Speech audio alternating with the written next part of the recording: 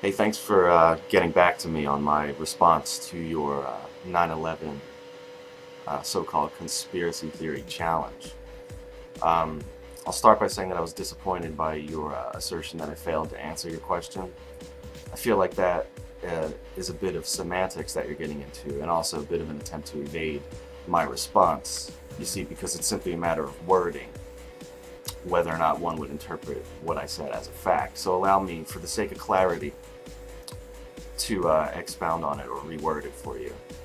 I would need for it to be a fact that there took place a both scientifically and politically objective investigation into the crimes of 9/11 that concluded with supporting evidence that the government was in no way responsible.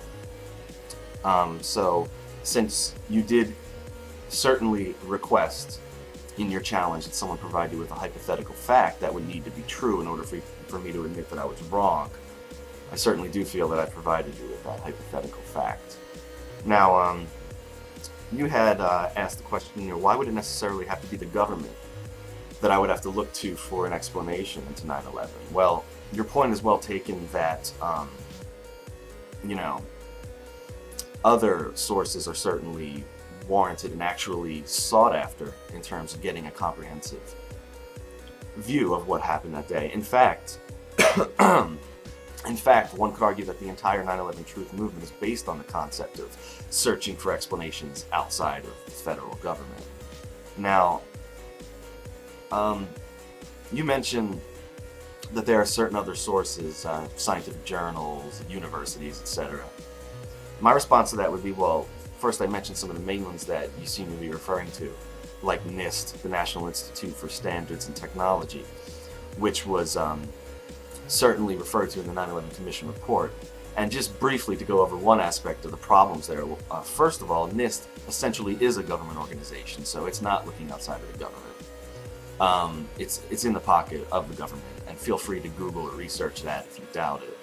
Another very clear-cut example of the problems with NIST was a whistleblower by the name of Kevin Ryan, who worked with NIST. He's a scientist. He worked with them, and real quickly to go over what happened, but they were attempting to explain pancake collapse in terms of the floors. And what they did was to create first a statistical model, which concluded that fire from jet fuel could indeed collapse the floors, and then they created literally a few model floors of what we would have seen in the Trade Center. And what happened was the computer model certainly supported NIST findings. However, the real life model, the more important model, did not. And that's what Kevin Ryan attempted to go public with. And when he did, he of course faced all the predictable opposition and harassment that any whistleblower would. Anyway, moving on, an example of a scientific journal that you mentioned would be Popular Mechanics.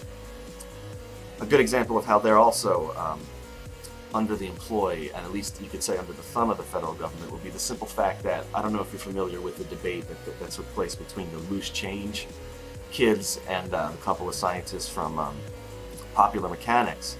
His name escapes me, but it's a man with glasses and curly hair who actually happens to be the cousin of the director of the 9/11 Commission report, Philip Zelikow.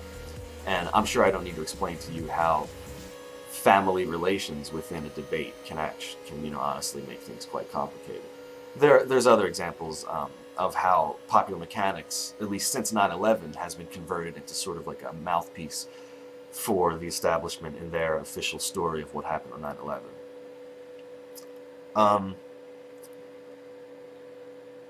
Let me see. There's a couple other things I wanted to touch on. You had asked, what would it necessarily prove if an independent and honest investigation took place and found that the government had lied? What would that mean? And then you said that you don't feel that my answer was honest because A doesn't necessarily follow B. But I would simply explain to you that anyone even basically familiar with the fundamentals of law enforcement or criminal investigation knows that if someone is caught in a lie regarding a crime, their suspicion increases, it doesn't decrease.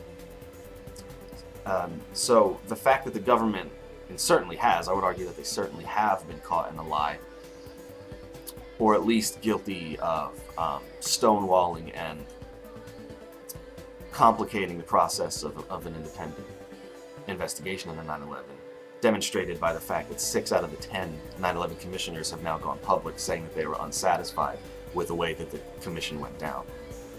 So the fact that the government lied to us in itself does not prove anyone's guilt regarding the mass murder.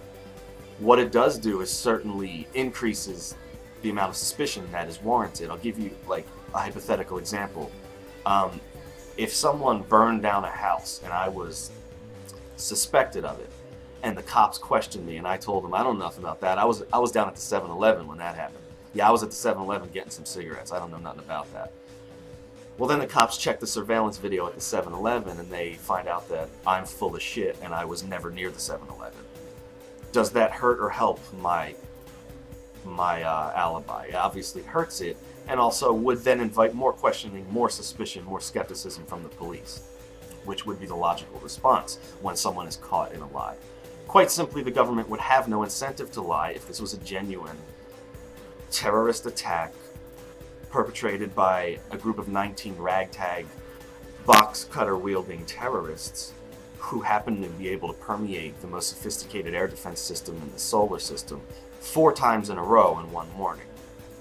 But now I want to move on. Essentially, to your answer to my question, unfortunately, I was disappointed in that as well.